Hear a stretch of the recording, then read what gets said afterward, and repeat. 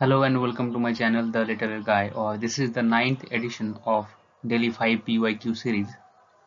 So यहाँ पर बोला गया है arrange the following works in chronological order of their publication. Okay, so यहाँ पर पूछ रहा है कि इसका जो chronological order है उससे कौन वर्क पहले पब्लिश हुआ है और कौन सा वर्क बाद में पब्लिश हुआ है. तो चलिए हम देखते हैं. तो ओरिएंटलिज्म ये जो बुक है ये बाय एडवर्ड साइड ये पब्लिश हुआ है 1978 में. फिर उसके बाद black skin and white mask ये फ्रेंड्स फना का बुक है, तो ये 1952 में पब्लिश हुआ. फिर मास्क ऑफ कॉन्क्वेस्ट ये गौरी विश्वनाथन का वर्क्स है, ये पब्लिश हुआ है 1989 में.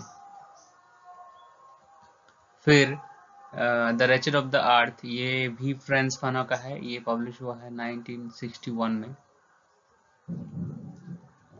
फिर कैन ए सबल्टन स्पीक ये 2019 में पब्लिश हुआ है,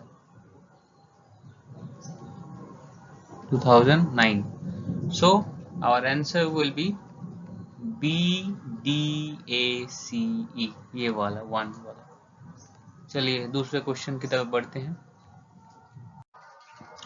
सो यहाँ पर एक मैच द लिस्ट दिया गया है, तो हम देखते हैं. तो एंटोनोमासिया मतलब क्या है?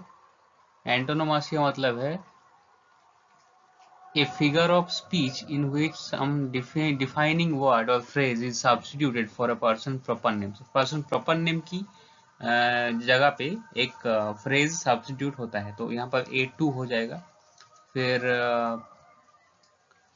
जो B है एंटीफ्रासिस हो जाएगा आइकॉनिक और ह्यूमरस यूज ऑफ वर्ड्स और senses opposite to generally accepted meaning, B4. So हमारा जो आंसर हो जाएगा वो हो जाएगा 1, A2, B4, C1, D3.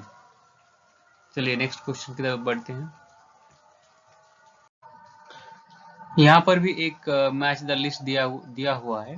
तो फर्स्ट ऑफ ऑल ये हम जानते हैं कि द एनवायरमेंटल इमेजिनेशन लिखा है लॉरेंस ब्यूअल ने, सो बी हो जाएगा 1.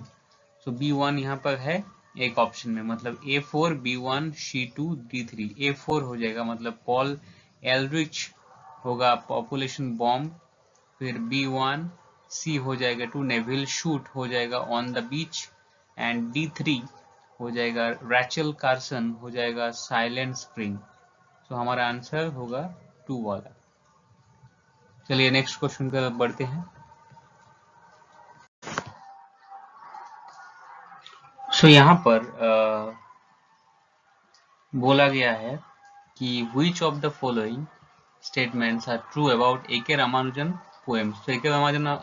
रामानुजन आप जानते हैं कि इंडियन इंग्लिश जो लिटरेचर है उसका एक बहुत ही फेमस पोएट है. सो उनका किन किन फीचर्स मिलता जुलता है, मतलब ठीक है यहाँ पर.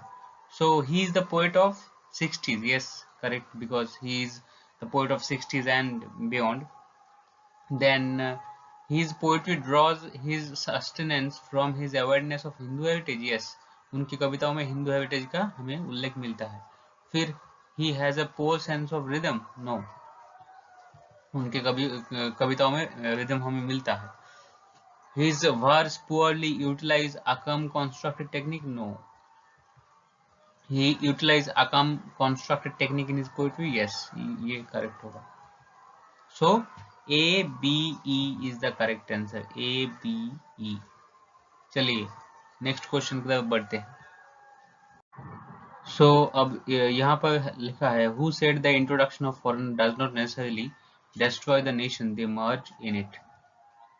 सो ये किसने बोला है? ये बोला है M.K. गांधी, महात्मा गांधी ने, in his book Hind Swaraj.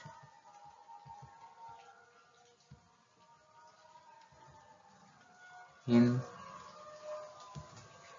Swaraj.